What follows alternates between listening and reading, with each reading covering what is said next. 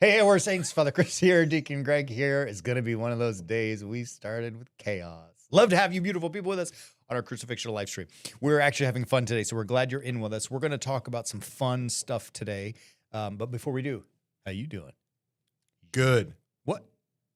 Yeah. All right, there you go. Yeah. But I mean, yeah is not an answer to How you good.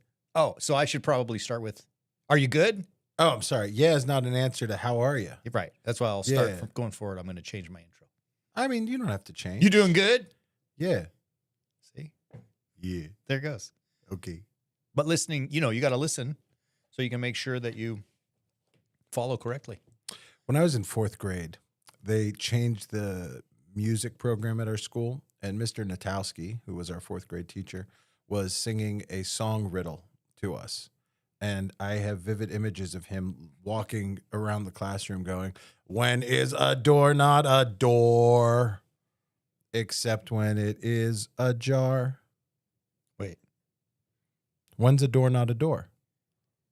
when it's Ajar." anything, a jar. Yeah, I was see? thinking about a jar with a lid. I was slow. I was thinking a door's not a door at any other moment that it's any other thing. But it's But when is a door Not a any door. other thing than a door?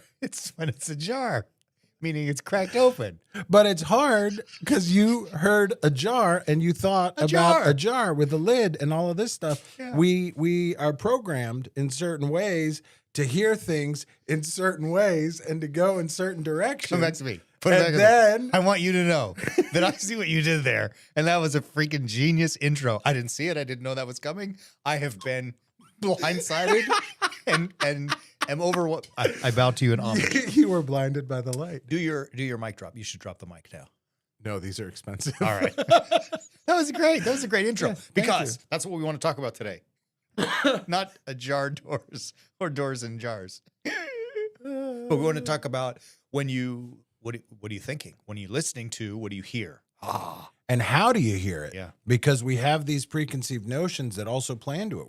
We're programmed to hear things in certain ways. So basically, the question that we're ultimately wrestling with today that came to us was, when is God's voice being followed and when is it my voice? Right. And how do I, see the difference between these two things? How do I know when I'm going down this right path, when I'm listening to what God's telling me? Because I mean, the reality is it gets harder and harder. Yeah, for sure. There are so many competing voices out there. Listen to this, what I just heard. A friend of mine, his name is Stephen Kotler. He's a big proponent of, of flow, scientific flow. The science of flow, I should say. Yeah. Neuroscience, basically. And he sent an email, and I was reading it, that there are and this was, I read it 2 weeks ago, so you can imagine it's probably grown since then.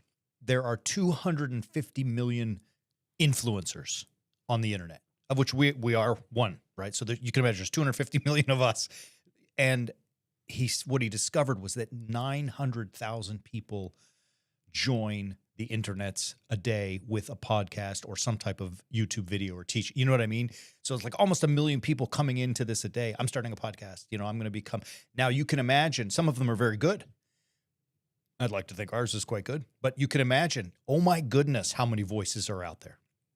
It's kind of ridiculous. Yeah. And that doesn't include the pros. And by that, I mean Netflix and, Yeah. Amazon Prime Videos and Hulu and all the rest of the streaming stuff and the news media and the social media, all the stuff. There's a lot of voices. There's a lot of voices and there's a lot of loud Yeah. voices. Yeah. And they're often competing. They're often telling you different things. They're often all over the dang place. Right. Like they're just all over the spectrum. They're just going all over and doing all these different things.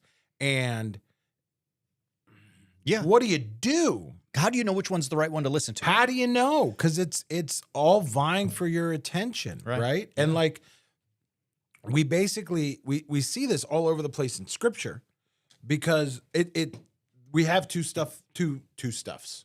We have two scripture in there that we're going to talk about with this loud voice thing in mind, and it basically really lays out for us what's going on today. There's chaos out there. Yeah. There's a flurry, there's a storm of other voices that are jumping all over the place, vying for our attention, and it becomes incredibly difficult to go with. Yeah. And it's led to what we've been talking about a lot here, particularly monsters. It's monstrous. It's monstrous. But all of those voices, I mean, they're monsters, man. It's so confusing. It's so hard to navigate. Yeah, say it. I Go. mean, think about it. What are monsters? What are they? I mean, they're big, scary things that we talk about, but they're always loud. They're always growling. They're always angry. They're always frustrated. There is a certain thing. There was this dude that used to walk around in the town that I lived in.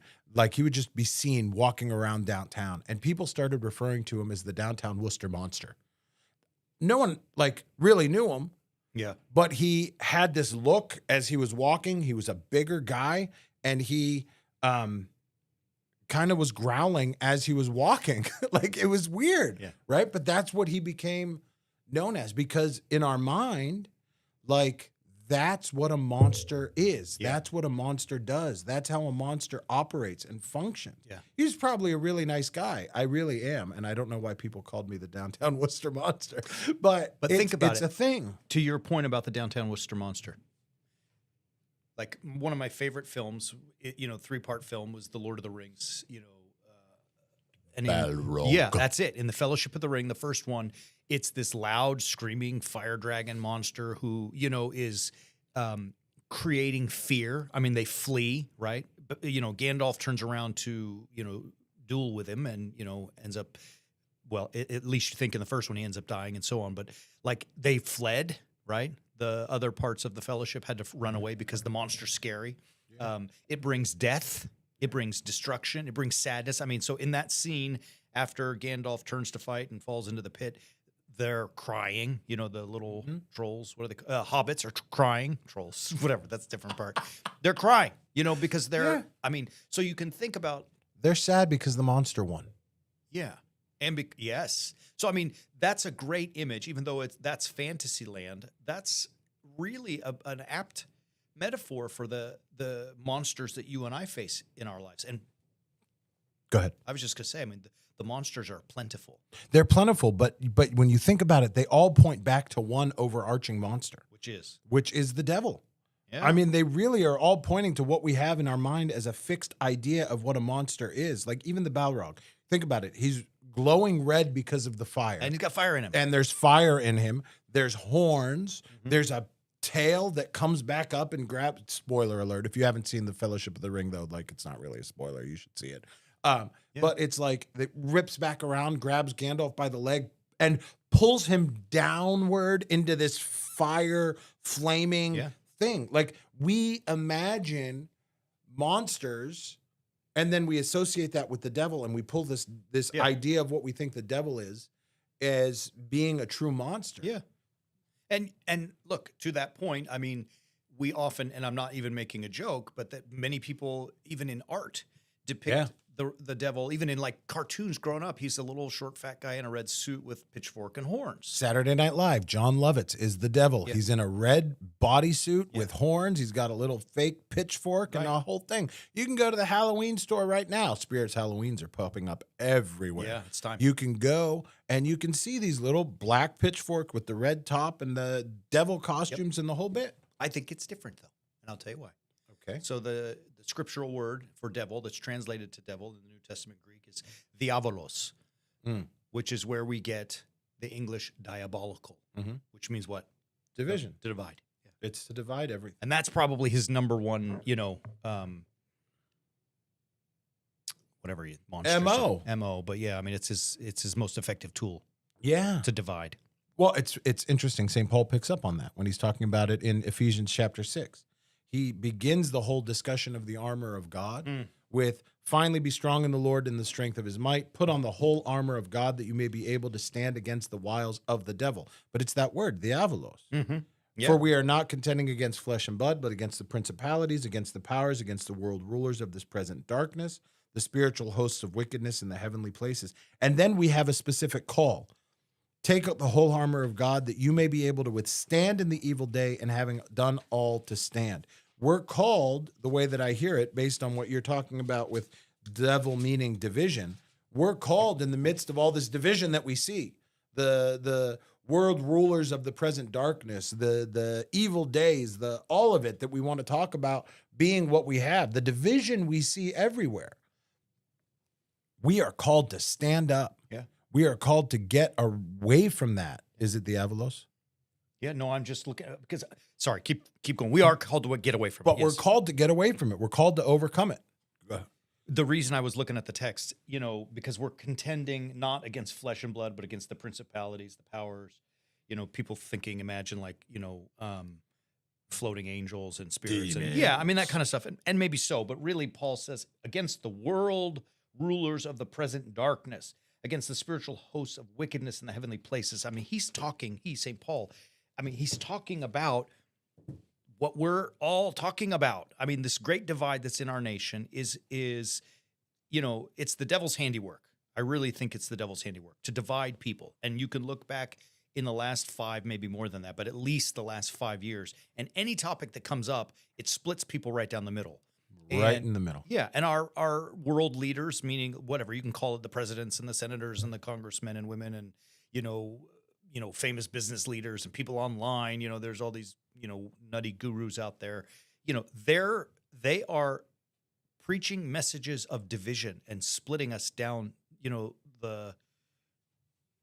look at this. And I don't want to, clickbait it, but as we all know, Charlie Kirk just died a couple of weeks ago.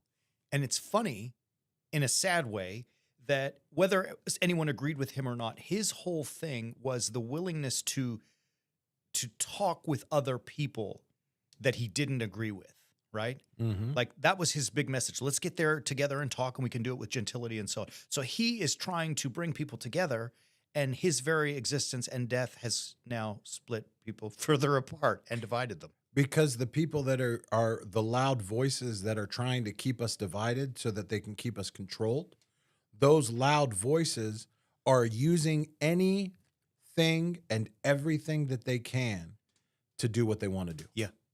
Hey, Warrior Saints. Thank you so much for being with us. If you enjoyed this, please like, subscribe, and share. It helps us get the word out there. And if you want more, visit us at warriorsaints.org and subscribe to Understanding the Bible. Thank you so much. We'll see you soon.